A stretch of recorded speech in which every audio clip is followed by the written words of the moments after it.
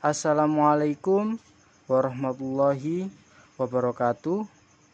Perkenalkan, kami dari kelompok 6 ingin mempresentasikan tentang bab yang berjudul manusia.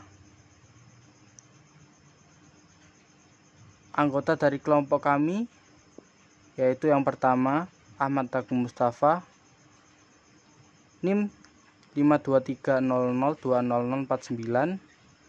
Yang kedua Buraidatul Aulidiyah, NIM 523002044. Yang ketiga Desi Miftahul Jannah, NIM 52300200034. Yang keempat Layina Sari, NIM 523002051. Manusia menurut Islam. Menurut Islam, manusia adalah makhluk yang paling sempurna. Ia diciptakan untuk menjadi khalifah di bumi. Pada saat manusia dilahirkan, ia membawa kemampuan-kemampuan yang disebut fitrah. Hakikat manusia. Hakikat manusia dibagi menjadi dua dimensi. Yang pertama ada material dan yang kedua ada immaterial. Dalam konsepsi Islam, manusia merupakan satu hakikat yang mempunyai dua dimensi, yaitu dimensi material atau jasad dan dimensi immaterial atau ruh, jiwa, akal, dan sebagainya. Unsur jasad akan hancur dengan kematian. Tercantum dalam surat Yasin ayat 78-79. A'udzu billahi minasyaitonir rajim. Bismillahirrahmanirrahim. Wa daraba lana masalan wa nasya khalqah qala man yuhyil 'idhama wa hiya ramim. Qul yuhyiha alladzi ansha'aha awwala marrah wa huwa bikulli khalqin alim. Dan artinya unsur jiwa akan tetap dan bangkit kembali pada hari kiamat. Dan surat yang kedua yaitu Al-Hijj ayat 29. Bismillahirrahmanirrahim. Qala rabbi bima aghwaytani la'uzayyinanna lahum fil ardi wa la'ughwiyannahum ajma'in. Dan artinya manusia adalah makhluk yang mulia, bahkan lebih mulia dari malaikat. Bahkan manusia adalah satu-satunya makhluk yang mendapat perhatian besar dari Al-Quran. Terbukti dengan begitu banyaknya ayat Al-Quran yang membicarakan hal ihwal manusia dalam berbagai aspeknya, termasuk pula dengan nama-nama yang diberikan Al-Quran untuk menyebut manusia. Setidaknya terdapat 5 kata yang sering digunakan Al-Quran untuk merujuk kepada arti manusia, yaitu insan atau ins atau al-nas atau unas, dan kata basyar serta kata Bani Adam atau Durriyat Adam.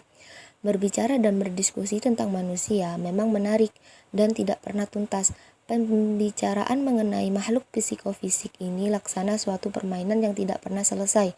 Selalu ada saja pertanyaan yang mengenai manusia. Para ahli telah mencetuskan pengertian manusia sejak dahulu kala, namun sampai saat ini pun belum ada kata sepakat tentang pengertian manusia yang sebenarnya.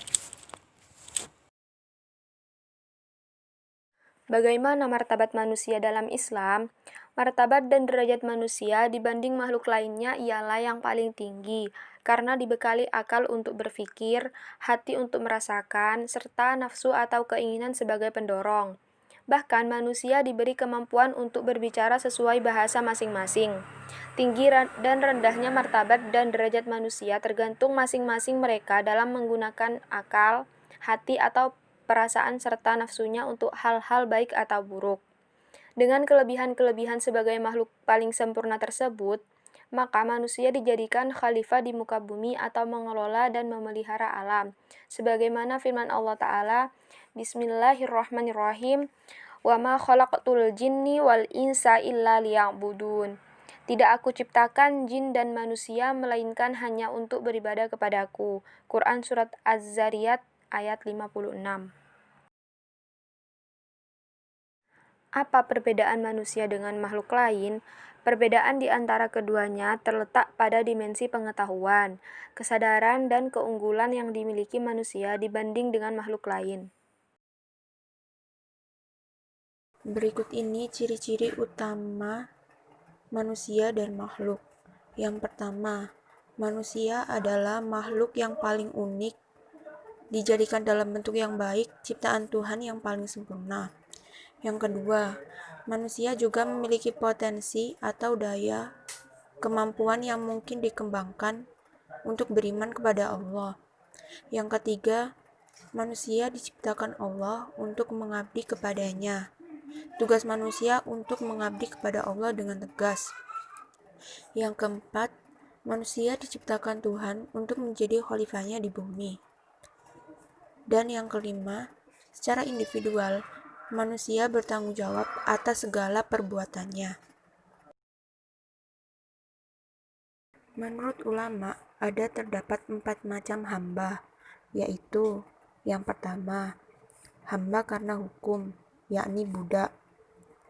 Yang kedua, hamba karena penciptaan, yaitu manusia dan seluruh makhluk hidup.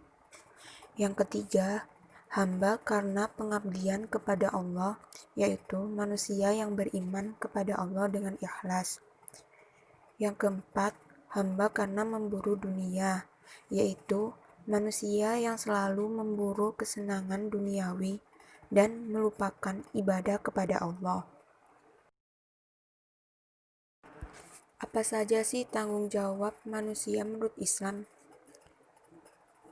Kekuasaan yang diberikan pada manusia bersifat kreatif yang memungkinkan apa yang ada di muka bumi untuk kepentingan hidupnya sesuai dengan ketentuan yang ditetapkan oleh Allah.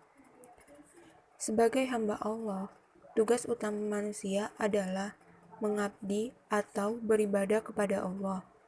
Sebagai khalifah Allah, manusia memiliki tugas sebagai pemimpin wakil Allah di muka bumi untuk mengelola dan memelihara alam.